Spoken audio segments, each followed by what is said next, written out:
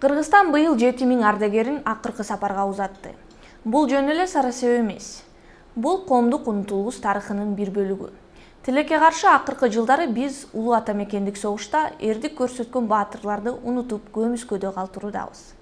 Канчалык көп ардагер арабыздан кетип жатса, ошончолук унутчагыбыз дагы ашуунуда. Согуш маалында 150 миңден ашуун кыргызстандык жаран орден жана медалдар менен сыйланган. Алардын 22си Данк орденинин толук кавалери, ал эми 23-нө Советтер Союзунун баатыры деген жогорку наам ыйгарылган. Азыр ал сыйлыктардын көбү Борбордун заманбап тургундары үчүн эч кандай мааниге ээ эмес. Көп учурда ардагерлер жана алардын туугандары ал сыйлыктарды сатып жатат. Азыр бир топтом ээлери үчүн ортомчу соодагерлер орден жана медалдарды сатып алууга даяр экенин билдик. Бирок камера алдында эч ким аны айткысы келбейт. Азыркы муундун көп өкүлдөрү улуу ата мекендик согуштун ардагерлерин аскер формасын кийинген чоң ата чоң апалар деп элестедет. Эске сала кетсек, 69 жыл мурун болгон согушта 300 миң кыргызстандык аскер согушта салгылашкан. Поклонимся и мертвым, и живым.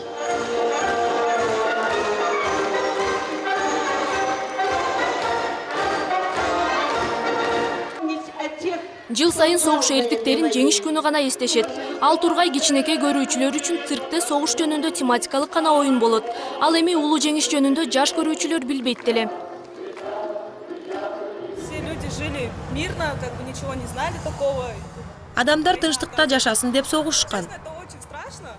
А почему? Ал эмнеге согуш болгон, билесиңерби? По какой причине? Жок.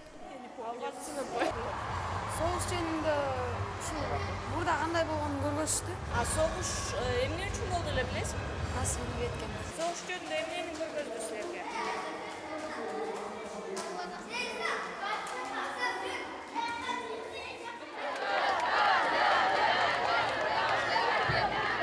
Азыр республикада улуу ата мекендик согуштун 1,5 миң гана катышуучусу калды. Акыркы жылы 7 миң ардагерлер каза болду. Быйыл мамлекет жеңиш күнүн майрамдоого $800 миң бөлүп берди. На сегодняшний день участники войны, инвалиды войны. Бүгүнкү күндө согуштун катышуучулары майыптар жана блокадага кабылгандар. Концлагердин туткундары 7 миң жөлөк пул, 3 миң президенттик стипендия жана жеңиш күнүнө карата 10 миң сом алат. В размере 3000 сом дополнительно каждому из них.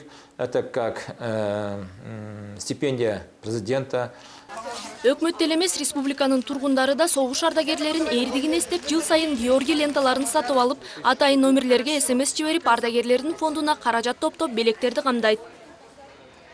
200, 500, 600, 700, 800. 8 жыл мурун шаардын интернет форумда активисттер каражат топтоп баштаган. Алар жеңиш күнүнө ардагерлерди унутпай куттуктап турат. Дизель форумунда 2006 жылы колдонуучулардын бири Евбор деген ат менен келгиле ардагерлерди барып куттуктайбыз деген сунушун жазган.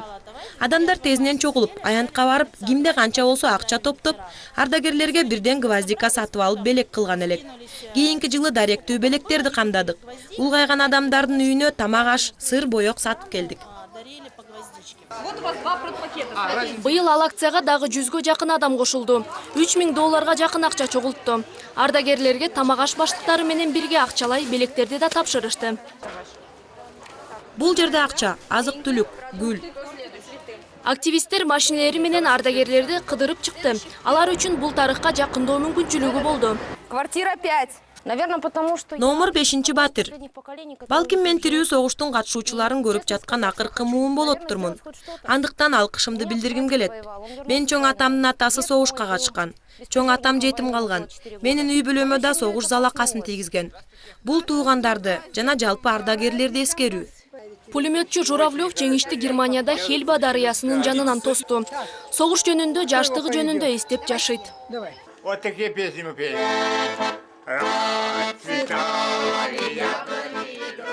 Жеңиш эн белгилери унутулганына карабай 9 май көзгө жаш алдырган Майрамбойдон кала берет.